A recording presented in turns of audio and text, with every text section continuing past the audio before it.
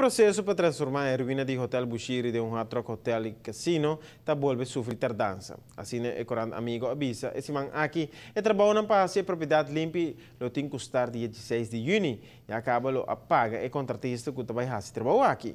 E semana passada, viernes, o destruidor Southwest Horica ganha uma prolongação de 20 dias para concretar o processo. O Ministro de Turismo do ano passado acaba avisar a TV que está decepcionado com o processo está tarda tanto, ele repetiu isso aqui na vespertino. Assim mesmo, o Ministro tem confiança que o processo não lo cana diligentemente. Aspecto não financeiro, em todo caso, está cana na ordem. A companhia já paga para a Erfpacht e lo aduna uma extensão de 2 lunas para, entre outros, corrigir um cinema Shareholders Agreement. A palavra que o acionista não lo percurá para 40% de inversão. No momento que o acionista não vai de acordo com isso, lo finalizar acordo de financiamento. Diretor de companhia desenvolvedor, Milko Baez, a conta amigo que assina o traspasso notarial do lugar de terreno, lo apresenta o plano de construção na DOA.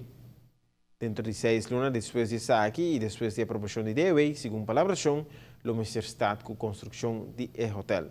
A fim de 2016, o Ministério abre Hard Rock Hotel em Casino.